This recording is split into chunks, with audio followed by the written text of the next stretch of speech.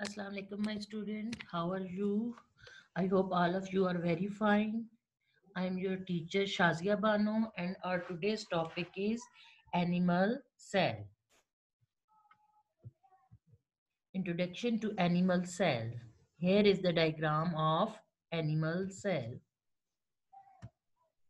Characteristic of animal cells. या animal cell की खसूसियात क्या होती हैं? They are eukaryotic cells, that means they contain a membrane bound nucleus. Animal cells eukaryotic cells होते हैं. यूकैरियोटिक का मतलब है कि इनमें न्यूक्लियस पाया जाता है, और दूसरे सेल्स होते हैं प्रोकैरियोटिक जिनमें न्यूक्लियस एब्सेंट होता है, और न्यूक्लियस जो है उसके इर्द गिर्द मेम्ब्रेन भी होती है, इसलिए इसको यूकैरियोटिक सेल्स कहा जाता है. ठीक है. They lack a cell wall that plant cells have. इनमें जो है सेल वॉल नहीं होती जो कि प्लांट सेल्स में मौजूद होती है. आपने देखा होगा प्लांट सेल के ऊपर एक थिक सी कवरिंग होती है जिसको हम सेल वॉल करते हैं, और सेल वॉल के नीचे जो है वो सेल मेम्ब्रेन होती है. Generally they are larger and more complex than prokaryotic cell. आमतौर पर ये बड़े होते हैं, प्लांट सेल्स प्रोकैरियोटिक सेल से बड़े होते हैं और उनसे ज्यादा कम्प्लेक्स इन नेचर भी होते हैं, यानी ज्यादा पेचीदा किस्म के इसके ऑर्गेनेल्स ज्यादा होते हैं प्रोकैरियोटिक सेल्स की निस्बत. Contains membrane bound structures called organelles. और मेम्ब्रेन बाउंडेड स्ट्रक्चर्स होती हैं इसके अंदर जिसको हम ऑर्गेनेल्स कहते हैं. Plasma membrane not an organelle, इसको हम ऑर्गेनल नहीं कहते हैं. This is the outer most covering of the cell. It is selective permeable. Permeable mean के इससे थ्रू जो है चीजें एब्जॉर्ब भी हो सकती है और बाहर भी निकल सकती हैं.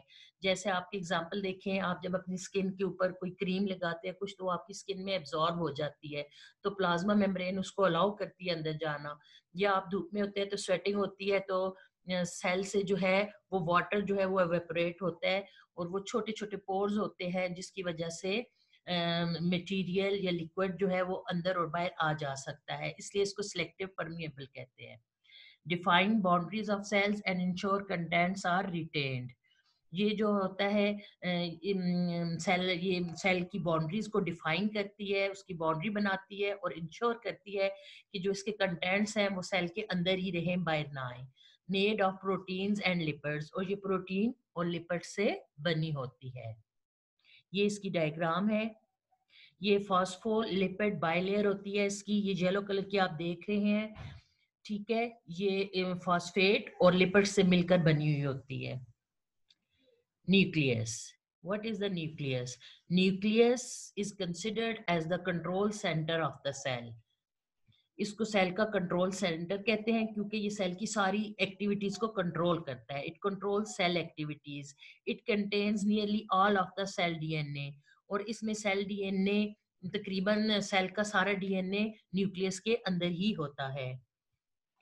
Centrioles. These are the diagram of, this is the diagram of centrioles, and these are located near the nucleus.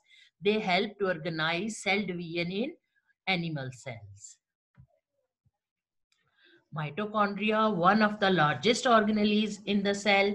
It breaks down sugar molecules stored in food and convert them to chemical energy for use by the cell.